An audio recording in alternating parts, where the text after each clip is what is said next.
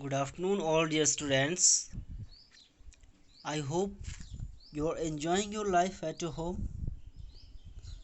And I'm here, Harish Gangwar, in my online class. Welcome you all. And yesterday I had provided you the summary of The Patriot poem in your ICSE class 10th. And this poem has been composed by Robert Browning. So today I'm going to explain this poem. Watch the video very carefully and understand all the poem. So my dear students, this is the poem The Patriot. Who is a patriot? Patriot is a person, he can be a soldier or any person who is ready to give his life for his country, for his countrymen. कोई भी इंसान जो अपने देश के लिए अपनी जान तक की बाजी लगा सकता है, अपने देश की निस्वार्थ भाव से सेवा करता है, वो पैट्रियट है, वो देशभक्त है। यहाँ पर एक ऐसी ही पैट्रियट की स्टोरी है।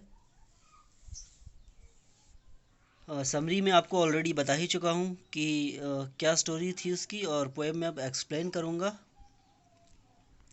सो the first stanza starts from here. There are totally six stanzas in this poem. So this is the first stanza. It was roses, roses all the way, with myrtle mixed in my path like mad.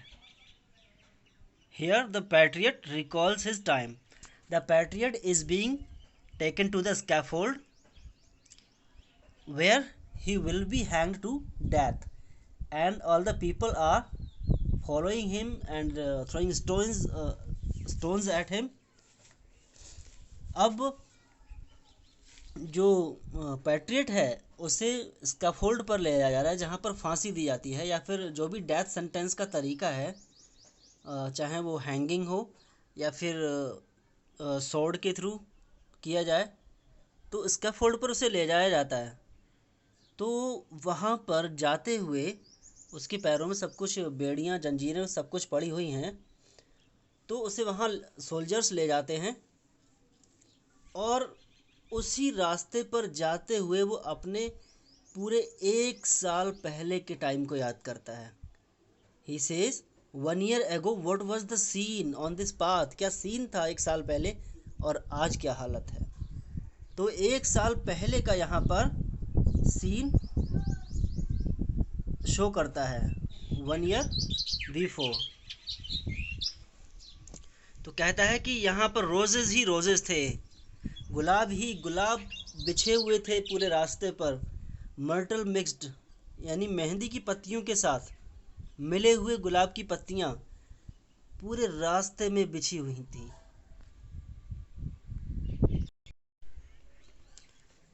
The house roofs seemed to heave and स्वे।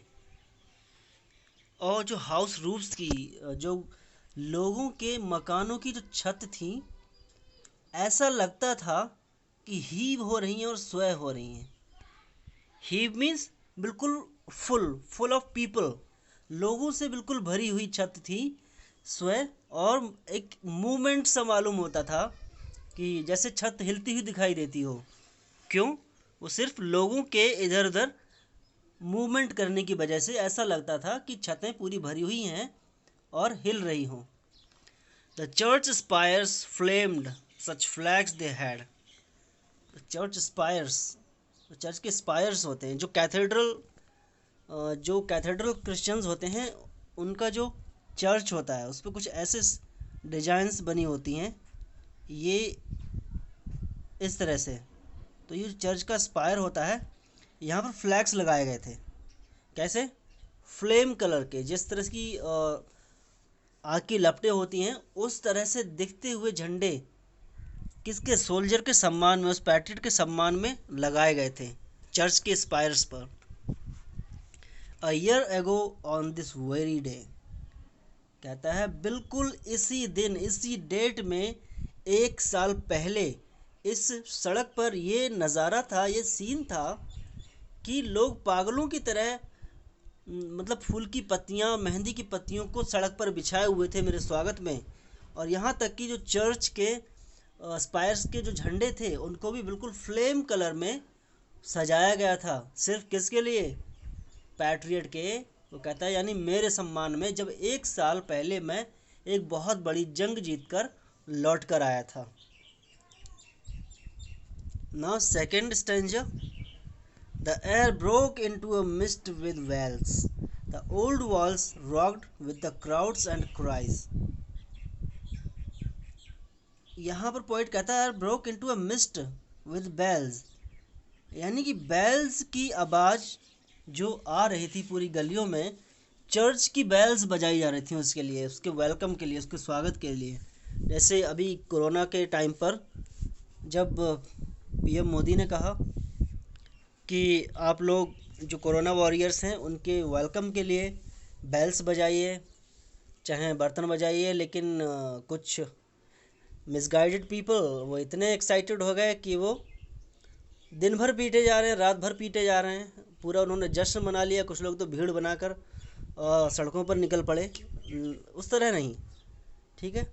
तो यहाँ पर लोग बिल्कुल church की bells को बजा रहे थे, और चर्च की बेल्स की जो साउंड थी एक मिस्ट की तरह उस पूरी स्ट्रीट में घुलती जा रही थी, उस हवा में घुलती जा रही थी। इतना एन्जॉयमेंट था लोगों में, इतनी खुशी थी।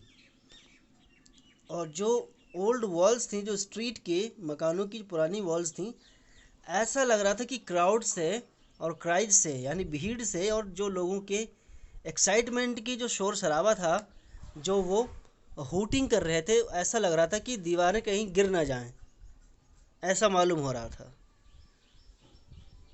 और वहाँ पर वो कहता है had I said he says if I had said, कहता काश मैंने एक बात कही होती, एक बार अपने लोगों से, जो लोग मेरे लिए एक्साइटेड थे, उनसे सिर्फ एक बात कही होती, good folks mere noise repels. कहता है कि मेरे साथियों, देशवासियों, जो नॉइज़ है, मेयर मीन्स नॉर्मल, साधारण, रिपेल्स यानी जो नॉइज़ है वो तो हट जाता है पीछे की तरफ, अभी है कल गायब हो जाएगा। तो कहता है शोर शराबा रहने दो, but give me your sun from yonder skies. कहता है जो आसमान में सूरज चमक रहा है ना, उस आसमान में, योंडर यानी सिग्नल कर रहे, हाथ से सिग्नल कर रहा है कि उस आसमान को, आसमान में से सूरज तोड़कर मुझे लाकर दो। तो पैट्रियट कहता है कि वो लोग ये काम भी मेरे लिए कर दिखाते। यहाँ पर ये पॉसिबल नहीं कोई भी आसमान से सूरज तोड़ के दे देगा, लेकिन ये इसे हाइपरबोल हम बोलते हैं। ये एक फिगर ऑफ स्पीच है, हाइपरबोल, यानी बहुत लिमिट से ज़्यादा दिखाने के लिए हम कुछ ऐसे वर्ड्स का यूज़ करते हैं। मतलब ये कहना चाहता है कि मैंने अपने लोगों से कुछ भी मांगा होता तो वो मुझे प्रेजेंट कर देते। They had answered and afterward what else. They had answered, तो उधर से जवाब मिलता, आफ्टरवर्ड यानी किसके बाद? सूरज को ला देने के बाद। व्हाट एल्स, कुछ और चाहिए? कहता है कि अब मेरे लिए लोग सूरज भी तोड़ कर ला देते और उसके बाद ये पूछते बताओ अब क्या चाहिए। 1 साल पहले ये जश्न था। Now move to third stanza. Alack. Alack यहाँ पर अलास वर्ड के लिए यूज हुआ है। कहता है कि अफसोस, it was I who leaped at the sun to give it my loving friends to keep.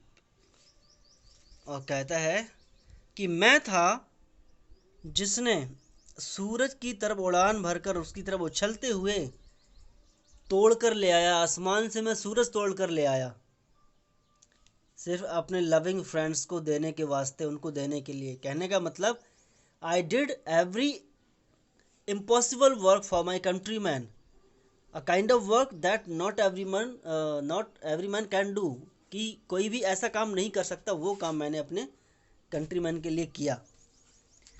Not man could do have I left undone, he says not man could do, यानी कोई भी इंसान नहीं कर सकता जो काम मैंने करके ना छोड़ा हो। कहता है मैंने कोई भी कसर बाकी नहीं छोड़ी, और ऐसा ऐसा काम अपने लोगों के लिए किया जिसे कोई भी नहीं कर सकता। Nought means no one, nought means nothing, nothing, कुछ भी नहीं। And you see my harvest what I reap this very day, now a year is run. अब वो प्रेजेंट कंडीशन में आ जाता है, कहता कि अब देखो। And you see my harvest, harvest means result. Harvest वैसे हम फसल के लिए बोलते हैं, जो हमारे खेतों में फसल होती है उसको काटने का टाइम आ जाता है, तो एक रिजल्ट होती है कि हमने अच्छा काम किया अपनी फील्ड में, खेतों में, तो हमको वो हार्वेस्ट देखने को मिला। तो कहता है देखिए आज मेरा हार्वेस्ट क्या है, क्या रिजल्ट मुझे मिला है। व्हाट आई रीप, रीप कहते हैं फसल काटने के लिए, फसल को कटाई करते हैं रीप कहते हैं। कहता है देखिए आज मुझे क्या रिजल्ट मिला है, बिल्कुल इस दिन आज जब 1 साल पूरा हो गया है। Got it?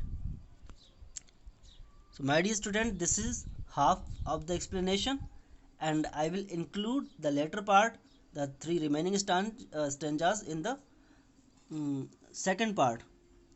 So do continue with the second part also.